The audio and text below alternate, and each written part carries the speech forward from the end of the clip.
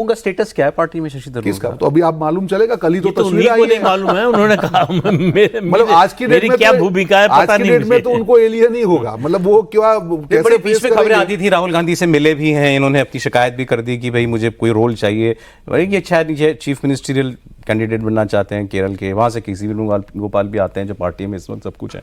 तो ये थ्योरी चल रही है बीजेपी में आने को लेकर कुछ बातचीत है क्या इनकी? नहीं, अभी उस पर कोई ऐसी बातचीत नहीं है, लेकिन बीजेपी को कोई समस्या नहीं होगी। समस्या शशि थरूर को होगी ज़रूर कि भाई अगर आपको वहाँ लोकसभा चुनाव भी तो जीतना है, तो लोकसभा चुनाव आप बीजेपी के साथ केरल में अगर जाएं तो वो एक मुसीबत वाली बात है, और निश्चित तौर पर वो नहीं चाहेंगे। और मैं नहीं मानता हूं कि कोई अवसरवादी नहीं है, इसके पीछे कोई गेम हुआ है, अभी तक तो ऐसा नहीं। आएंगे नहीं आएंगे मालूम नहीं, पर धक्का रोज मारा जाएगा अब उनको। वो मतलब उनके पास ऑप्शन ही नहीं बचेगा, धक्का तो रोज लगेगा उनको। ये चारों लोग जो गए हैं हर रोज धक्का लगेगा पॉलिटिकली उनको। मनीष तिवारी पिछले लोकसभा चुनाव में ऑलमोस्ट तय था, सीट को लेकर समस्या थी, जिसके चलते जो हमें सोर्सेज से जानकारी मिली है, ये चंडीगढ़ लड़ना चाहते थे। हाँ, इनकी जो चॉइस थी और बीजेपी वो सीट नहीं देना चाह रही थी, वहीं पे सीट बात अटकी थी। ऐसा सोर्सेज के द्वारा जानकारी, ऐसा ना हो कि मनीष तिवारी जी ये कहें कि भाई हमने तो रिकॉर्ड पे कभी कहा ही नहीं, लेकिन हमें बीजेपी कॉरिडोर से जो जानकारी मिल रही थी उसके हिसाब से एकदम सेम पेज पे मामला था। अच्छा, दूसरा इसमें और अगर आप नाम देखें, बड़ा इंटरेस्टिंग नाम है प्रियंका चतुर्वेदी, इन्होंने बड़ा अच्छा किया। अच्छा, ये भी कांग्रेस से ही गई हुई हैं, अभी शिवसेना यूबीटी में जो गई हैं, उनको राज्यसभा भी भेजा उन्होंने। अब सुनते तो हम इनके बारे में भी हैं, मे भी इनका बीजेपी में जो है बेटर उपयोग हो, इनको ऐसा लगे, कोई चर्चा? अभी इस बात का इंडिकेशन कोई ऐसा नहीं है कि इनको लेके या इनके टैलेंट। इनफैक्ट बीजेपी के कुछ नेताओं ने मुझे ये कहा कि कांग्रेस पार्टी से शिवसेना में उनका जाना उनके लिए अच्छा रहा, क्योंकि कांग्रेस में उनका कुछ नहीं होता। और अच्छा, प्रियंका चतुर्वेदी क्या मांग रही थी? मथुरा से लोकसभा का टिकट। अब आप सोचिए कि पिछले लोकसभा चुनाव में कांग्रेस पार्टी को ऐसी क्या समस्या थी कि मथुरा में आप प्रियंका चतुर्वेदी को लोकसभा का टिकट, उनका घर है वहाँ इसलिए मांगे, मतलब उनके फैमिली वहाँ से आती है। उसमें कौन सा ऐसा तुम्हारे लिए आफत वाली बात थी? यही सब रेस के घोड़े थे। अरे ये स्टार थे आपके, मतलब प्रियंका चतुर्वेदी हो, आप खुद हो, हम लोगों ने, ये लोग मतलब कांग्रेस पार्टी का पक्ष जिस तरीके से रखा करते थे। दो चीजें समझे कि हम जब पब्लिक लाइफ में होते हैं, जब लोग परफॉर्म कर सकते हैं, अगर उनको आप घोट देंगे और आप ये कर देंगे कि आप वो दरबारियों की लाइन में खड़े कर देंगे, आप उनको जाके पांव छुइए फिर तो नहीं कर सकते। एक लिमिट होता है, तब तक आप करेंगे, नहीं कर पाएंगे। There is a limit, it is a question of self respect. अब मैं आपको एग्जांपल दे रहा हूं कि ये जो 4 MP गए, आज उनकी जो हालत होगी, अब वो जाके उनको जो सवाल पूछे जाएंगे वो नहीं, कोई भी किसी का भी सेल्फ रिस्पेक्ट होगा, आप उसको नहीं करेंगे। जब सेल्फ रिस्पेक्ट पे वार होगा फिर आप बोलेंगे आपने पार्टी नहीं कर सकते। आप रोज धक्का मारोगे, रोज सेल्फ रिस्पेक्ट पे वार करोगे, क्या देश के लिए अच्छा बोलना कांग्रेस के लिए बुरा बोलना हो गया? ये हो गया। If you are speaking good for the country, it means you are speaking bad for the Congress. ये कोरिलेशन हो गया। नहीं तो आप जो इनके जो मीडिया के प्रभारी, मैं उनका नाम नहीं लेता हूं, पर जिनके नाम में राम है, जो दरबारी है, उन्होंने कहा आतंकवादी। आप सोचिए, माइंडसेट देखिए, छोटी गलती नहीं थी।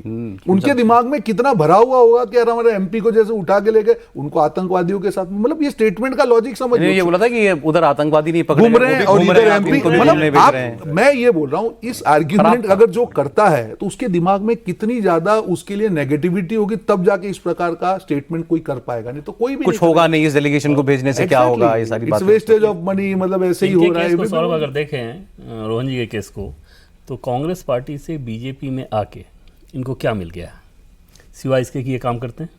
यही आजादी इनको चाहिए थी ना। ऐसा तो नहीं कि इनको कोई अलग चीज दे दी गई है। दिल्ली के चुनाव में ये पूरी तरह से इन्वॉल्व थे, आगामी बिहार के चुनाव में ये पूरी तरह से इन्वॉल्व हैं। इस व्यक्ति का तो दिख रहा है ना कि भाई ये किसी मंत्री बनने के लिए, सांसद बनने के लिए 1.5 साल में कौन सा कोई वहां से आके कोई पद, काम की बात थी।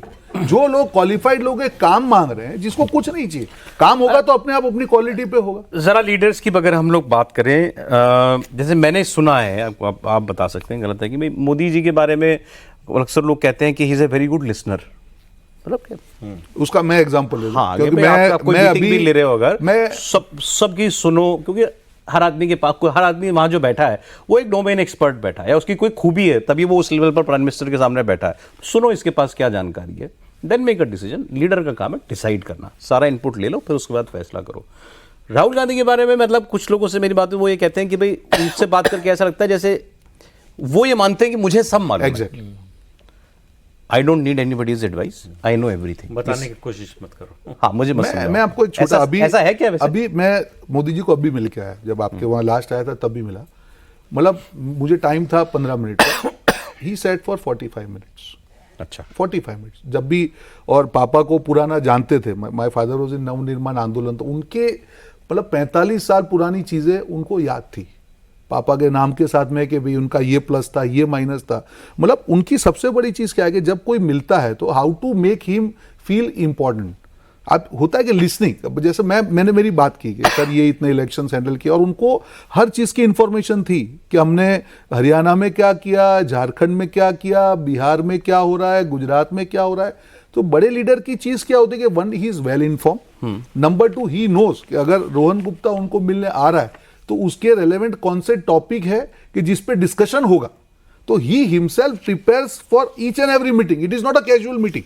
मैं कभी भी व्यक्तिगत टिप्पणी में नहीं पढ़ता हूं, उनके साथ भी मैंने राहुल जी के साथ भी काम किया, बट जब मीटिंग की तैयारी होती है, किसी के साथ भी आप मिलते हो तो उसका कुछ पर्पस होना चाहिए। It should not be a formality meeting कि भाई अगर आपका स्पान, अटेंशन स्पान नहीं है, अगर सामने वाले को ये नहीं होगा कि मैं मिलने आया हूं। आपको जैसे इसका कॉन्ट्रास्ट राहुल गांधी से जब अगर मैं वही बोल रहा हूं कि भाई एक अटेंशन स्पान की बात होती है कि भाई आप मिलते हैं, कुछ चीजें लेके जाते हैं, तो his attention is not there, he is suppose involve somewhere air, कोई बीच में आ गया, ये आ गया। और यहाँ पे मोदी जी का उस दिन करीब उनकी 3 इंपॉर्टेंट मीटिंग थी। मेरी एक थी 45 मिनट्स ही स्पेंड, मैं मतलब हमारे किड्स भी आए थे साथ में, सबके बारे में पहले इंफॉर्मेशन कि क्या करते हैं, उनके साथ डायलॉग करना। तो मतलब उनके लिए तो ऐसा था कि भाई हम क्या हो गया। तो इन्वॉल्वमेंट जो है लीडर का मीटिंग के पहले, ये मैं बहुत बड़ी बात कर रहा हूं। बिल्कुल ठीक कह रहे हैं, किसी भी मीटिंग से पहले कि why he is come and what he is going to discuss. Sir, इसका कोई और इंडियन पॉलिटिक्स में कोई अच्छा नतीजा निकल सकता है इस हवाले से कि ऑपोजिशन लीडर्स के साथ कुछ बातचीत शुरू हो सरकार की या बीजेपी की। जैसे इसमें अभिषेक बनर्जी टीएमसी से थे, कनिमोड़ी थी, सुप्रिया सुले थी, तो मतलब ये बड़े अपनी पार्टियों के बड़े चेहरे हैं। और इस वक्त इसमें तो कोई छुपी बात नहीं है कि ऑपोजिशन और सत्ता पक्ष के बीच में कोई संवाद जैसी स्थिति तो नहीं है। वो बेहतर हो सकती है क्या इसके बाद? नहीं, जिसको कहते हैं बर्फ पिघलना, वो ऐसा नहीं है कि सब कुछ बदल जाएगा। लेकिन अब ये जो लोग गए थे और जो लोग कल मिले हैं, इनके लिए पहले की तरह उसी तरह से व्यक्तिगत हमला करना प्रधानमंत्री पर मुश्किल होगा। बोलने से पहले हिचक होगी, पार्टी मजबूर करेगी तो हो सकता है बोल दें, लेकिन उस तरह से बोल नहीं पाएंगे, क्योंकि वो जो इम्प्रेशन लेके आए हैं और कल की मीटिंग के बाद उनका इम्प्रेशन जो बना होगा, उसके बाद उनको ये तो समझ में आ गया होगा कि इस व्यक्ति से कम्युनिकेट कर सकते हैं। और ये बहुत से लोगों का उदाहरण है। एक आईएएस अधिकारी थे, कोल सेक्रेटरी थे, घोर विरोधी मोदी के सरकार में रहते हुए, इसी सरकार की बात कर रहा हूँ।